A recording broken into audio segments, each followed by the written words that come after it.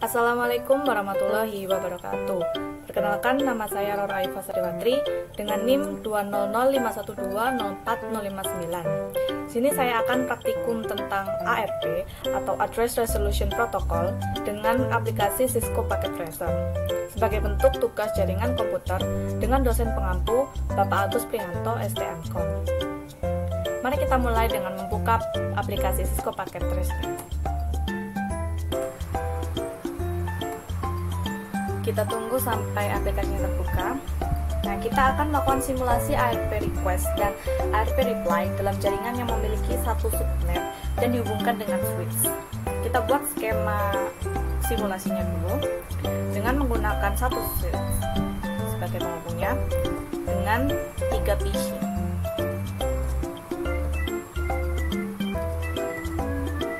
Untuk PC 0 ini saya hapus karena saya ingin menggunakan nama PC 1, PC 2, dan PC 3.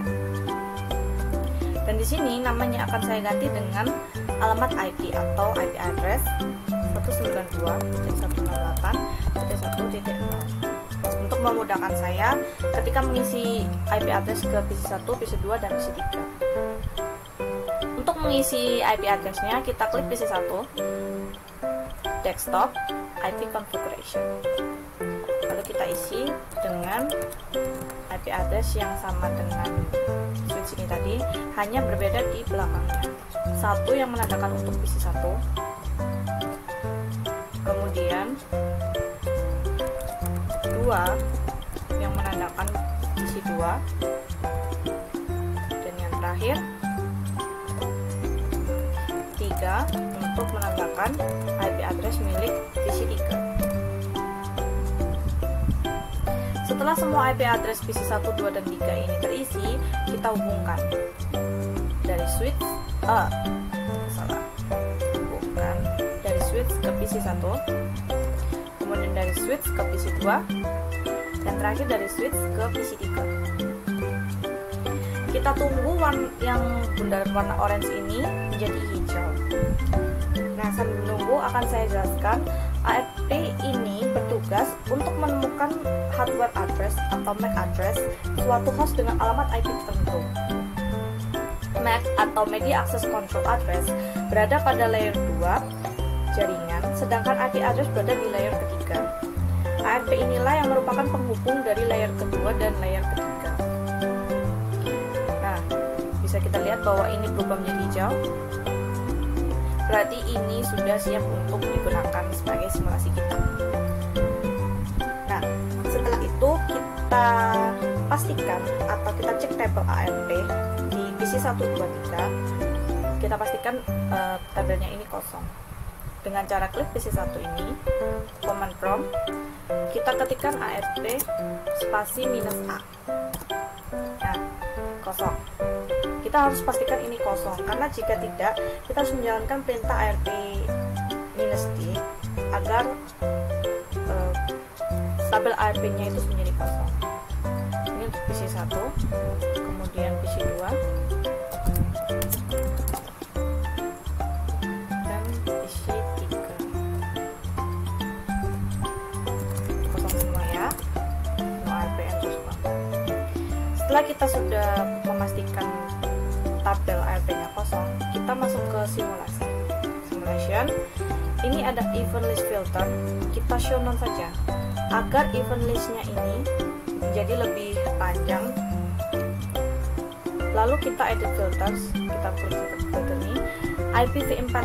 Kita klik ARP. Selesai. Maka ini sudah bisa kita simulasi untuk mengirim pesan atau simple PDU. Kita coba dari PC 1 sebagai sumber dan PC 3 sebagai tujuannya. Kita lihat cara kerja ARP ini. Jika host ingin berkomunikasi IP host tertentu komputer, sumber akan melakukan pengecekan MAC address di tabel ARP. Kita lihat ya, PC 1 ke PC 3. Kita secara bertahap. PC 1 yang dimana sebagai sumber akan mengirim ARP request secara broadcast. secara broadcast. Dia akan mengirim ke PC2, mengirim juga ke PC3. Namun yang hanya mengambil ARP request dari PC1 ini hanya PC3. Mengapa? Di PC2 ini dia merasa bahwa IP yang dituju ini bukan miliknya dia, maka dia tidak mengambil ARP request dari PC1. Nah, di PC3 ini kelihatan bahwa tidak ada tanda X. Dia merasa bahwa IP-nya ini adalah IP-nya dia. Maka jika dia sudah merasa itu adalah IP-nya, PC3 ini akan mengirim balik ARP reply beserta MAC address ke PC1. Nah, di sini nanti pada ARP tabel di PC1 akan ada alamat dari PC3 ini. Karena dia pernah mengirimkan simple PDU ini ke PC3, kita cek dengan command prompt, yaitu seperti tadi ARP spasi -A. Nah, di sini sudah terlihat bahwa alamat dari PC3 sudah terdaftar di tabel ARP PC1. Begitu pula kebalikannya, PC3 dia pasti akan memiliki daftar alamat dari PC1, yang artinya dia pernah mengirim balik atau mengirim balik ARP reply ke PC1. Lalu bagaimana dengan PC2? PC2 akan tetap kosong karena dia tidak menerima atau mengirim ARP secara broadcast ke PC1 maupun PC3. Nah, kita isi PC2 ini dengan PC1. Kita reset dulu, yaitu kita lakukan seperti tadi, PC1 ke PC2, simple PDU. Kita jalankan simulasinya, maka akan seperti tadi, PC1 akan melakukan broadcast secara keseluruhan. Dia akan mengirimkan ARP request ke PC2 dan juga PC3. Nah, di sini PC3 menolak ARP request dari PC1 dan yang menerima hanya PC2. Kemudian PC2 akan mengirim ARP reply ke PC1 beserta MAC address-nya. Nah, disinilah PC2 akan berisi alamat dari PC1 karena dia menerima ARP request dari PC1.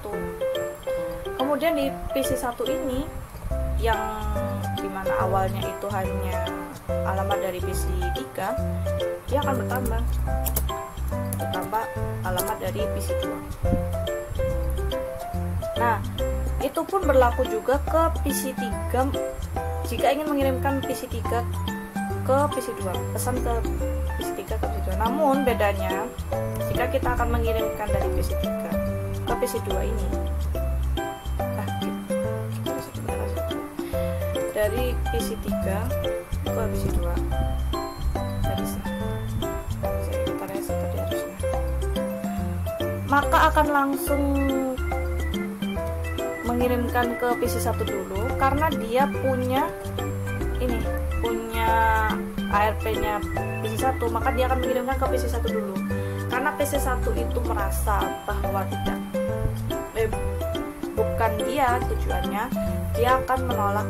Lalu PC3 akan mengirimkan ke PC2. Apakah PC2 itu IP address yang dituju? Jika iya, maka dia akan mengirimkan balik beserta MAC address-nya. Tadi karena ada kesalahan. Nah, di sini sudah terdaftar PC2-nya. Nah, di PC2 ini pun nanti juga akan ada alamat dari PC3.